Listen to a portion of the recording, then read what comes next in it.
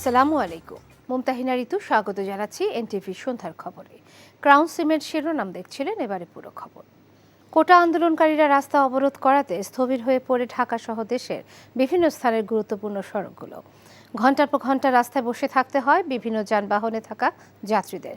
শিক্ষার্থীরা অবস্থান নেওয়াতে ঢাকা টাঙ্গাইল, ঢাকা চট্টগ্রাম, ঢাকা সিলেট সহ অনেক মহাসড়কের বিভিন্ন পয়েন্টে যান চলাচল বন্ধ হয়ে যায়। এতে ভোগান্তিতে পড়েন দূরপাল্লার যাত্রীরা। এছাড়া বন্ধ আছে ঢাকার সাথে বিভিন্ন রুটের রেল চলাচল। হাসানুল শাওনের রিপোর্ট। এখন জন্ম সনদ দিয়ে খোলো বিকাশ স্টুডেন্ট অ্যাকাউন্ট। নিজের বিকাশ নিজে কর। মঙ্গলবার রাজধানীর সায়েন্স ল্যাব, বাড্ডা, মতিঝিল সহ অনেক এলাকার সড়কে অবস্থান নেন কোটা আন্দোলনকারীরা। এতে অনেক সড়কেই যান চলাচল বন্ধ হয়ে যায়। দীর্ঘক্ষণ বন্ধ থাকায় গুরুত্বপূর্ণ সড়কগুলো স্থবির হয়ে থাকে।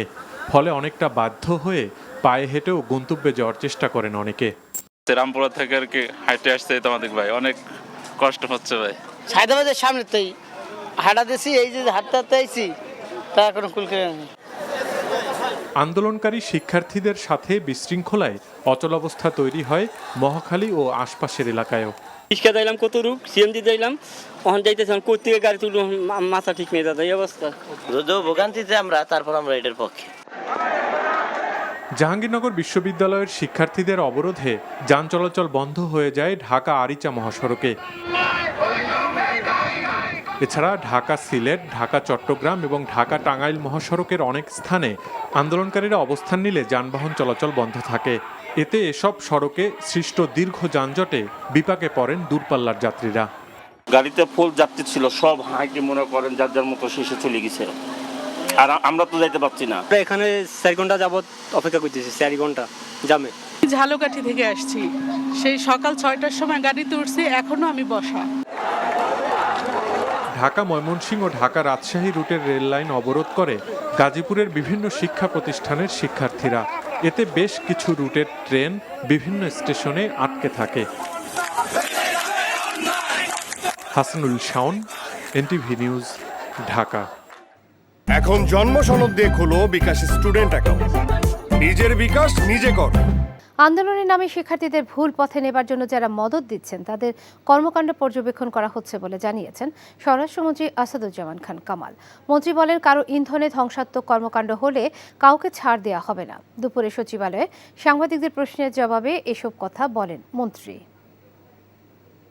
ঘোলা পানিতে অনেকেই মাছ শিকার করতে খুব পারদর্শী, তারা লেগে গিয়েছে এদেরকে মোটিভেট করার জন্য। জামাত এবং বিএনপি তারাও এর পিছনে ইন্ধন দিতে পারে। আমরা অবজার্ভ করতেছি তাদের কাছে যে সমস্ত মেসেজগুলো বিভিন্ন মহল থেকে দিচ্ছে, তারা যদি ভাঙচুর করে, তারা যদি এই ধরনের কেউর পরামর্শে, কেউর নেতৃত্বে এই ভাঙচুর করে ধ্বংসাত্মক করে, তাহলে আমরা কিন্তু তাদেরকে কেউকে আমরা ছাড় দেব না।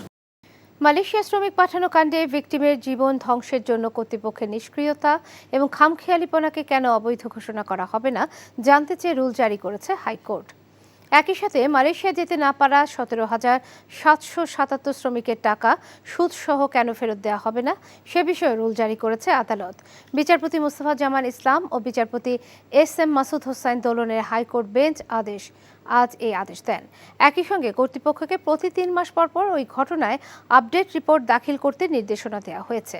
আদালতের রিটকারীর পক্ষে আইনজীবী তানভীর আহমেদ ও রাষ্ট্রপক্ষের ডেপুটি রেজিস্ট্রার জেনারেল তুষার কান্তি রায় শুনানি করেন। মুক্তিযুদ্ধের চেতনা বিরোধী কার্যকলাপের কারণে 10 মিনিট স্কুলের 5 কোটি টাকা বিনিয়োগ প্রস্তাব বাতিল করা হয়েছে বলে জানিয়েছেন ডাক, টেলিযোগাযোগ ও তথ্য প্রযুক্তি প্রতিমন্ত্রী জুনায়েদ আহমেদ পলক। সকালে সচিবালয়ে গণমাধ্যম কেন্দ্রে সচিবালয় বিটের সংগঠন বিএসআরএফ সংলাপে সাংবাদিকদের প্রশ্নের জবাবে কথা বলেন তিনি। এ সময় প্রতিমন্ত্রী বলেন, কি কি কারণে এই চুক্তি প্রস্তাব বাতিল করা হয়েছে তা প্রকাশ করাটা চুক্তির পরিপন্থী হবে।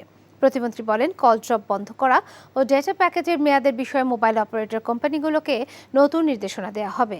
আর তথ্য প্রচারে ইউটিউব, ফেসবুককে আবারও সতর্ক করেছেন প্রতিমন্ত্রী। অন্যথায় তাদের বিরুদ্ধে আইনি ব্যবস্থা নেওয়ার হুঁশিয়ারি দেন তিনি।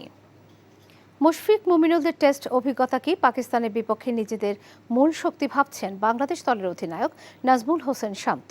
এছাড়াও বিশ্বকাপে দারুণ খেলা রিশাদকে দলে নেওয়া হবে কিনা তার উত্তর নির্বাচকদের উপর ছেড়ে দিয়েছেন তিনি। রিপোর্ট নিলয় মজুমদারের। আগস্টে 2 ম্যাচের টেস্ট সিরিজ খেলতে পাকিস্তানে যাবে বাংলাদেশ। দলীয় প্রস্তুতি এখনও শুরু না হলেও পাকিস্তান সিরিজকেই নিজের মূল ভাবনায় রাখছেন অধিনায়ক শান্ত। টি-20 বিশ্বকাপের ব্যর্থতার পেছনে রেখে এখন লাল বলে মনোযোগ দিতে চান তিনি। বাবর আজমদের বিপক্ষে মুশফিক মমিনুলদের অভিজ্ঞতা বেশি কাজে দেবে বলে মনে করেন শান্ত। এই ফরম্যাটে আমাদের বেশ কিছু এক্সপেরিয়েন্স প্লেয়ার আছে, যদি আমি নাম মেনশন করি, মুশফিক ভাই, মমিনুল ভাই, সো আরও বেশ কিছু প্লেয়ার আছেন। সো আমরা যদি আমাদের ওই এক্সপেরিয়েন্সটা শো করতে পারি এবং আমাদের ওই স্ট্রেংথ অনুযায়ী খেলতে পারি, অবশ্যই এই সিরিজটা ভালো হবে। মুশতাক আহমেদের অধীনে স্পিন বোলিংয়ে দারুণ উন্নতি করেছেন লেগ স্পিনার রিশাদ হোসেন।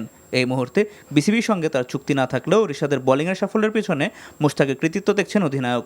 তবে এই মুহূর্তে রিশাদকে লাল বলের জন্য প্রস্তুত মনে করছেন না তিনি। এটা আমার মনে হয় সিলেক্টরকে জিজ্ঞেস করলে আরও বেটার হবে, বাট আমি যতটুকু আমার এক্সপিরিয়েন্স যতটুকু মনে হয়, আমার মনে হয় না এই মুহূর্তে রেড বলের জন্য ও পুরোপুরি রেডি। এছাড়াও নিজেদের শক্তি অনুযায়ী খেললে পাকিস্তান সিরিজের ফলাফল ভালো হবে বলে মনে করেন অধিনায়ক। Niloy Majumdar, NTV news, Dhaka. এই ছিল এনটিভি সন্ধ্যার খবরে। এই খবরের ভিডিও সহ আপডেট জানতে ভিজিট করুন এনটিভি অনলাইন www.ntvbd.com। এছাড়াও এনটিভি জনপ্রিয় সব অনুষ্ঠান ও খবরের আপডেট জানতে ভিজিট করুন আমাদের ইউটিউব ও ভেরিফাইড ফেসবুক পেজ। রাত 10:30 রাতের খবর দেখার আমন্ত্রণ রইল। ধন্যবাদ সবাইকে।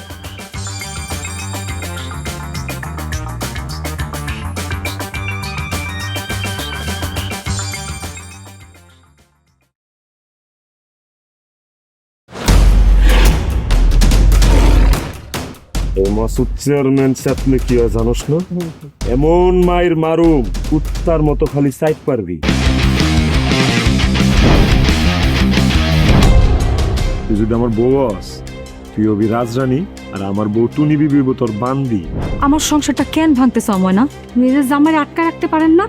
কেমন বউ আপনি? কেলেঙ্কারির আর কি বাকি আছে? বদনাম তো শৈলেই লাগছে। আপনার প্রথম বউ কি আত্মহত্যা করছিল নাকি আপনি মারছেন?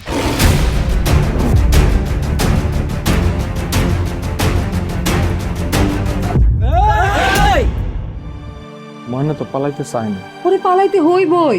ময়না রে, তুই আমারে মাফ করে দিস। আমারে খাওয়ানোর মধ্যে বিষ মাখায় মেরা ফলাইতে চাস? মাইরা একেবারে আম গাছের লগে ঝুলাই দিবেন যেমনি আপনার বড় বড় মাইরা ঝুলাইছিলেন।